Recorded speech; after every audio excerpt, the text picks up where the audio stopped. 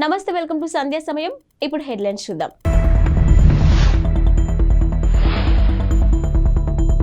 Corona భయంతో ముందుగానే మేడారానికి పోటెత్తిన భక్తులు.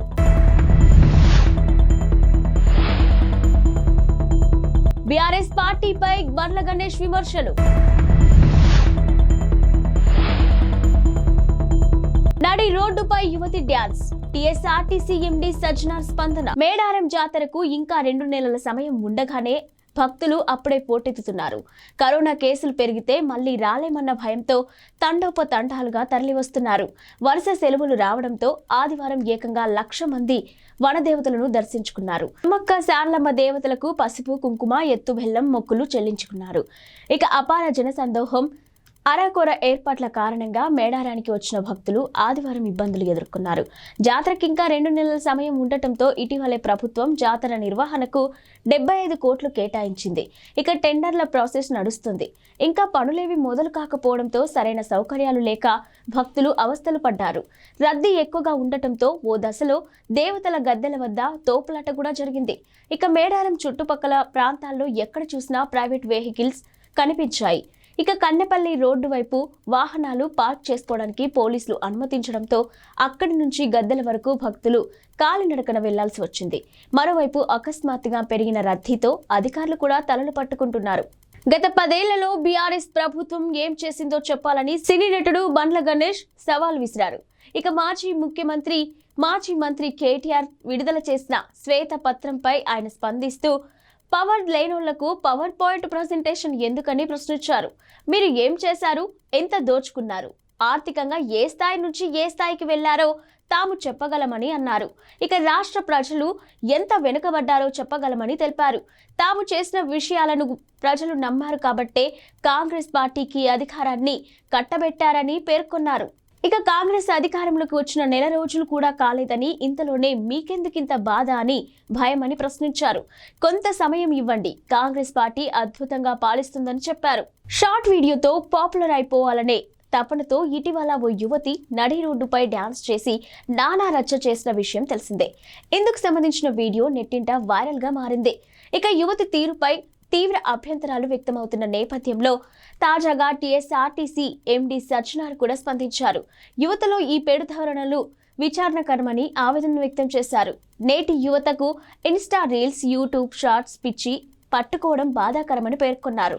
ఇక సమాజానికి పనికి వచ్చే పనులు చేసి నలుగురికి ఆదర్శంగా నిలవాలని యువతరం సోషల్ మీడియా మత్తులో పడి జీవితాలను నాశనం చేసుకుంటుందని పేర్కొన్నారు. ఇక సోషల్ మీడియాలో రాత్రికి రాత్రే పాపులర్ కావడం కోసం నడి రోడ్డుపై ఇలాంటి వెర్రి చేష్టలు చేస్తూ ఇతరులకు తీవ్ర అసౌకర్యాన్ని కలిగించడం ఏం ఆనందమో ఏమో అంటూ ఆయన ఎక్స్ వేదికగా పోస్ట్ చేశారు. తెలుగు రాష్ట్రాల రాజకీయాలు అత్యంత ఆసక్తికర పరిమాణం చోటు చేసుకుంది. పైగా ఇది ఎవరు ఊహించని విషయం కూడా. ఏపీ సీఎం జగన్ సోదరి వైఎస్ఆర్టీపీ అధ్యక్షురాలు వైఎస్ షర్మిల టీడీపీ జాతీయ ప్రధాన కార్యదర్శి నారా లోకేష్ కు క్రిస్మస్ కానుకలు పంపారు. ఇక వైఎస్ఆర్ కుటుంబం మీకు శుభాకాంక్షలు తెలుపుతుంది. ఈ క్రిస్మస్ ఆనందమయంగా కొనసాగిపోవాలని, మీకు 2024లో అంతా శుభం కలగాలి అంటూ షర్మిల సందేశం పంపారు. ఇక షర్మిల కానుకలు పంపిన విషయాన్ని నారా లోకేష్ స్వయంగా వెల్లడించారు. అంతేకాదు ఆమె పంపిన కానుకల పట్ల హర్షాన్ని వెలిబుచ్చారు. ప్రియమైన షర్మిల, మీరు పంపిన అద్భుతమైన క్రిస్మస్ కానుకలకు హృదయపూర్వకంగా కృతజ్ఞతలు తెలుపుకుంటున్నాం. మీకు, మీ కుటుంబానికి ఈ క్రిస్మస్ తో పాటు నూతన సంవత్సరాది కూడా సంతోషకరంగా సాగిపోవాలని నారా కుటుంబం శుభాకాంక్షలు తెలుపుతుందని చెప్పుకొచ్చారు. దేశవ్యాప్తంగా మరోసారి కరోనా కేసుల వ్యాప్తి కొనసాగుతుంది. ఇటీవల JN.1 వేరియంట్ వెలుగు చూసిన నేపథ్యంలో రాష్ట్రాలు, కేంద్రపాలిత ప్రాంతాలు కరోనా నిర్ధారణ పరీక్షల సంఖ్యను పెంచాయి. ఇక తాజాగా తెలంగాణలో 1,322 శాంపిళ్లను పరీక్షించగా 12 పాజిటివ్ కేసులు నమోదయ్యాయి. మరో 30 మంది ఫలితాలు వెల్లడి కావాల్సి ఉంది. ఇక తాజా పాజిటివ్ కేసులతో కలిపి రాష్ట్రంలో ఇప్పటి వరకు నమోదైన మొత్తం పాజిటివ్ల సంఖ్య 8,44,540కి పెరిగింది. ఇక ఇవాళ ఒకరు కరోనా నుంచి కోలుకున్నారు. తెలంగాణలో కరోనా రోగుల రికవరీ రేటు 99.51% ఉంది. జనసేన పార్టీ అధినేత టాలీవుడ్ పవర్ స్టార్ పవన్ కళ్యాణ్ అర్ధంగి అనాకొనితల అనాథ బాలల నడుమ ప్రీ క్రిస్మస్ వేడుకలను జరుపుకున్నారు. ఇక అనాకొనిదల ఇవాళ హైదరాబాద్ బాలాజీ స్వర్ణపురి కాలనీలో ఉన్న జీవోదయ హోమ్ ఫర్ చిల్డ్రన్ అనాథ శరణాలయానికి వెళ్లారు. అక్కడి చిన్నారులతో కలిసి ఆమె కేక్ కట్ చేశారు. అనాథ బాలలతో ముచ్చటించి వారి విద్యాబుద్ధుల గురించి అడిగి తెలుసుకున్నారు. ఇక అనాథాశ్రమం నిర్వాహకులకు నిత్యావసర సరుకులు అందజేశారు.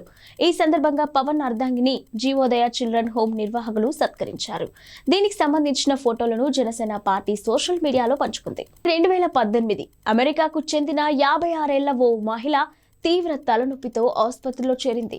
ఆ తర్వాత ఎమర్జెన్సీ వార్డులో ఆ మహిళకు మెలకువ వచ్చేసరికి జీవితం మొత్తం తలకిందులైపోయింది. అంతకుముందు 30 ఏళ్ల నాటి జ్ఞాపకాలన్నీ ఆమె మర్చిపోయింది. భర్త, పిల్లలు, తల్లిదండ్రులు, వారి మరణం, ఇలా జ్ఞాపకాలు అన్నీ తుడిచిపెట్టుకుపోయాయి. తాను టీనేజర్ అనుకుంటూ స్పృహలోకి వచ్చిందా మహిళ. చివరకు విషయం తెలిసి దిమ్మ తిరిగిపోయింది. ఇక లూసియానాకు చెందిన కిమ్ డెనికోలా ఎదుర్కొన్న పరిస్థితి ఇది. ఇటీవల క్రిస్మస్ సందర్భంగా 60 ఏళ్ల ఆ మహిళను మీడియా మళ్లీ పలకరించగా నాటి విషయాలను మరోసారి ఆమె పంచుకుంది. ఎన్నో క్రిస్మస్ వేడుకలు తన స్మృతి పథం నుంచి చెరిగిపోయినా కూడా కొత్త జ్ఞాపకాలను పోగేసుకుంటున్నానని కిమ్ తెలిపింది. ఇక అప్పట్లో తాను రాసుకున్న డైరీలు చదువుతుంటే వేరే వ్యక్తి జ్ఞాపకాలు చూస్తున్నట్టుగా అనిపిస్తుందని వెల్లడించింది. అయితే తనకు బాధ లేదని, దేవుడు ఏదో కారణంతోనే తనకి పరిస్థితి కల్పించాడని కిమ్ తెలుపుకొచ్చింది. ఇక కారణం ఏంటో ఏదో ఒకరోజు తెలుస్తుందని వ్యాఖ్యానించింది. లంచం తీసుకోవడానికి సమర్థించుకున్న ఓ తహసీల్దార్ పై తాజాగా ఉన్నతాధికారులు వేటు వేశారు. శ్రీ సత్యసాయి జిల్లా మడకశిర తహసీల్దారు ఇటీవల లంచం తీసుకోవడం సబబేనంటూ ఓ రైతుతో వాదించిన వీడియో సంచలనంగా మారింది. విఆర్ఓ లంచం కోసం పీడిస్తున్నాడంటూ ఫిర్యాదు చేసేందుకు వచ్చిన రైతుతో తహసీల్దార్ ముర్షావలి షాకింగ్ వ్యాఖ్యలు చేశారు. ఏ ముఖ్యమంత్రి, ప్రధానమంత్రి ఉన్నా అంతే. ఇక 2 నెలల కిందట నేను వచ్చిన కొత్తలో కూడా ఓ మంత్రి ఇక్కడకు వస్తే 4 విఆర్ఓలు 1.75 లక్షలు ఖర్చు చేశారు. ₹1 రాలేదు.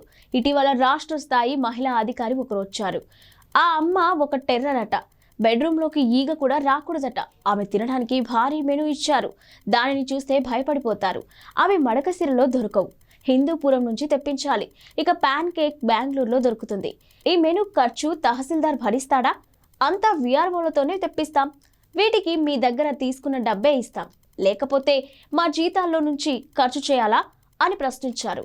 ఒంటిపై ఉన్న కొన్ని పుళ్లను డాక్టర్కు మాత్రమే చూపించుకోగలమని కూడా చెప్పుకొచ్చారు.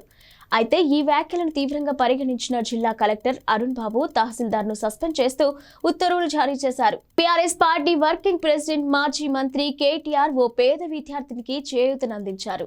ఇక ఖమ్మం జిల్లా ఇల్లెందు పట్టణానికి చెందిన అన్నపూర్ణ ఓ పేద మహిళ కుమార్తెను చదివించడానికి తీవ్ర ఇబ్బందులు పడుతున్నారు. కేటీఆర్ ను కలవడానికి ఆమె హైదరాబాద్ వచ్చారు. అన్నపూర్ణ పరిస్థితి గురించి తెలుసుకున్న కేటీఆర్ చలించిపోయారు. ఆమె కుమార్తెకు అండగా నిలుస్తామని హామీ ఇచ్చారు. అప్పటికప్పుడు అన్నపూర్ణకు సొంతంగా ₹1,00,000 అందించారు. కుమార్తెను బాగా చదివించాలని సూచించారు. ఇక కేటీఆర్ నుంచి ఆర్థిక సాయం అందుకున్న అన్నపూర్ణ ఆయనకు కృతజ్ఞతలు తెలిపారు. దీనికి సంబంధించిన వీడియోను బీఆర్ఎస్ పార్టీ సోషల్ మీడియాలో పంచుకుంది. ఇక అన్నపూర్ణను ప్రజా దర్బార్ పొమ్మంటే బీఆర్ఎస్ పార్టీ ఆదుకుందని తెలుపుకొచ్చారు. ఇక అధికారంలోకి వచ్చిన తర్వాత వారం రోజుల పాటు హడావుడి చేసిన ప్రజా దర్బార్ కేవలం ప్రచారానికే పరిమితమైనట్టు కనిపిస్తుందని బీఆర్ఎస్ ఎద్దేవా చేసింది. తెలంగాణలో కొత్త ప్రభుత్వం వచ్చాక కీలక స్థానాల్లో ఉన్న అధికారులకు స్థానచలనం కలుగుతుంది. ఇక తాజాగా 7 సీనియర్ అధికారులను బదిలీ చేశారు. ఇక బదిలీ అయిన వారిలో 6 IASలు కాగా 1 IPS అధికారి. ఇక రంగారెడ్డి జిల్లా కలెక్టర్ గా గౌతమ్ పొత్రును నియమించారు.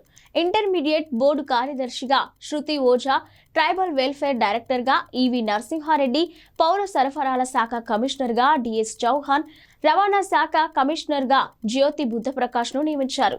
అబ్కారీ శాఖ కమిషనర్ గా ఈ శ్రీధర్ ను నియమించారు. ఆయనకు TSIIC MDగా అదనపు బాధ్యతలు కూడా కేటాయించారు. ఇక ఈ మేరకు రాష్ట్ర CS శాంతికుమారి బదిలీ ఉత్తర్వులు జారీ చేస్తున్నారని చెప్పుకొచ్చారు.